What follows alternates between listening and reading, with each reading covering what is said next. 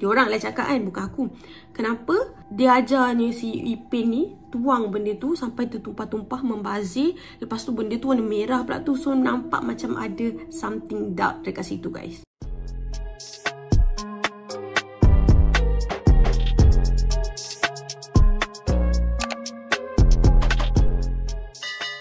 Hi guys, Assalamualaikum. Welcome back to my YouTube channel.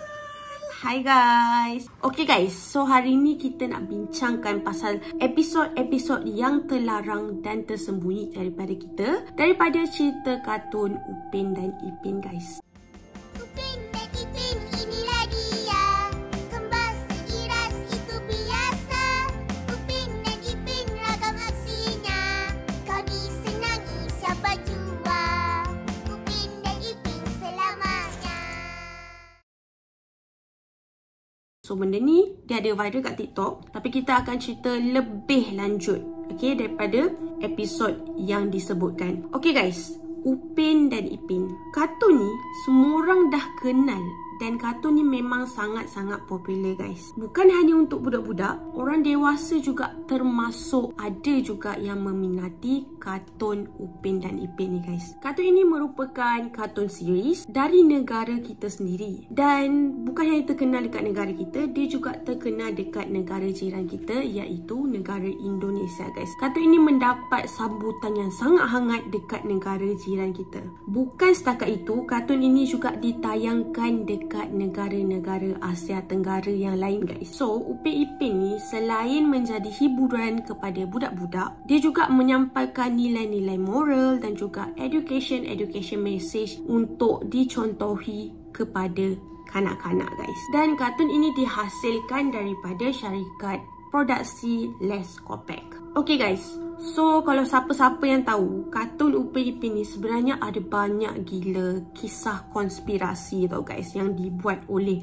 pakar-pakar teori konspirasi. Antaranya pasal mak ayah Upin Ipin. Aku pernah cerita kat episod before ni pasal Upin Ipin. Katanya mak dan ayah Upin Ipin ni pernah accident guys, kemalangan. So sebab itulah yang jaga dia sekarang adalah opah dan juga kakak dia, Kak Ros. Diceritakan dalam satu episod tu, opah ada tunjuk pakaian seragam bapak dia, bapak Upin Ipin ni, dan dalam tu ada lencana nama ayah Upin dan Ipin, iaitu ayah dia bernama Abdul Salam. Dalam episod tu juga, katanya opah dia ada cerita yang bapak dia ni meninggal disebabkan terkorban waktu bekerja guys. Kalau korang pernah nampak lah, ada satu episod ni, opah pernah tunjuk gambar diorang sekeluarga. Dalam tu ada muka mak dan ayah Upin Ipin, tapi gambar tu macam blur lah, tak jelas. Kurang macam tu guys. So, banyaklah konspirasi-konspirasi yang telah dibuat oleh pakar-pakar teori konspirasi guys.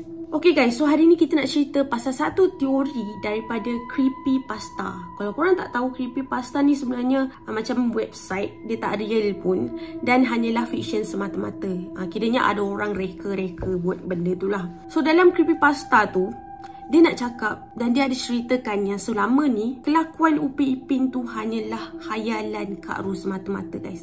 Hanyalah khayalan kakak dia semata-mata. Tapi sebenarnya memang betul pun Kak Ros ni ada adik kembar Upin Ipin. Cumanya Upin dan Ipin dia meninggal sekali waktu mak dengan ayah dia meninggal guys. Waktu Upin dan Ipin masih baby. Nak jadikan ceritanya macam tu guys. Lepas tu Kak Ros dia mengalami kecederaan otak waktu diorang accident sekali sama-sama tu. Lalu Kak Ros trauma guys, fobia. Lepas tu Kak Ros ditinggalkan seorang diri. So Kak Ros ni dia jadi berhalusinasi dan berimajinasi seorang-seorang dia guys. Disebabkan fobia dan trauma tu lah, dia jadi macam terfikir-fikir and then terganggu otak dia guys. So guys, diceritakan kalau Kak Ros ni dia dah mula berhalusinasi, seolah-olah apa yang difikirkan dekat orang-orang sekeliling dia nampak macam real guys. So terhasil lah episod-episod selama ni yang Upin Ipin main. Ada Abang Sally lah, ada Tok Dalang, semua tu hanyalah khayalan Kak Ros semata-mata guys. Okay, so ni adalah daripada creepypasta tu tau. So benda tak real. Okay guys, so kiranya segala-gala karakter yang kita tengok selama ni hanyalah khayalan Kak Ros untuk mengatasi kesepian dia seorang diri guys. Tapi perlu diingatkan, apa yang aku cerita ni hanyalah aku ambil daripada creepypasta, benda ni tak real dan fiction semata-mata guys. Tapi Upin dan Ipin pun memang tak real pun kan, cerita kartun je. Itu episod yang bagi aku agak random jugalah. Gitu. Okay guys, so ada satu lagi episod baru-baru ni. Dia tak baru sangat lah, dalam around 8 ke 9 bulan yang lepas tau. Nak dikatakan episod ni bukanlah episod yang terlarang, tapi diorang dah buat macam pakar-pakar teori konspirasi ni, diorang dah putar belik benda tu tau guys. Okay, so dalam satu episod ni, time tu Upin dan Ipin dia macam craving tau nak makan ais kepal. So dia minta kakak dia, Kak Ros ni, untuk ajar dia buat ais kepal. And then diorang nak rasa lah bagai semua. And then Upin dan Ipin ni dia pun belajar lah buat ais kepal. Kak Ros ajar dia buat ais kepal. Sekali kita tuangkan sirap macam ni.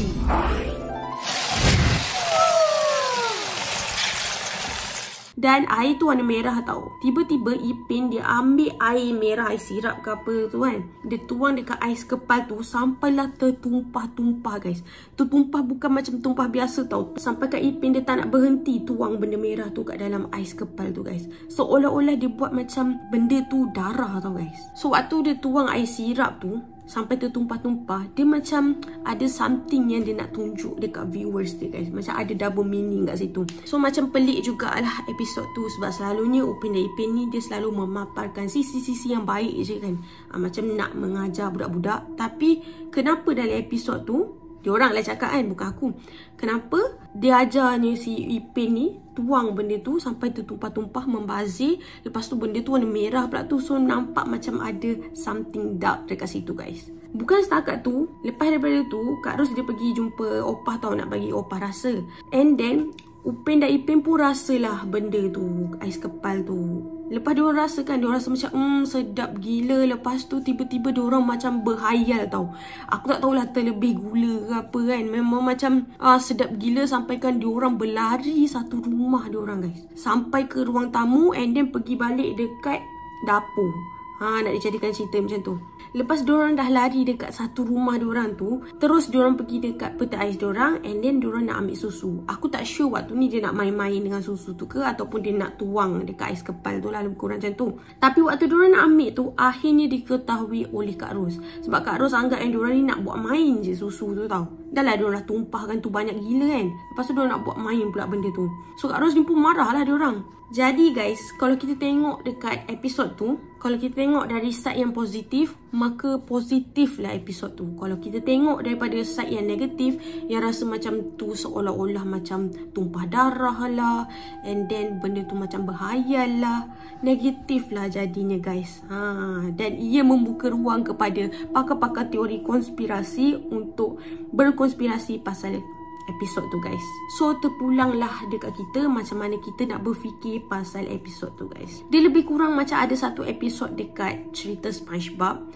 The Raid apa tak aku tak ingat, tapi episod tu katanya antara episod-episod yang terlarang dalam cerita episod SpongeBob guys.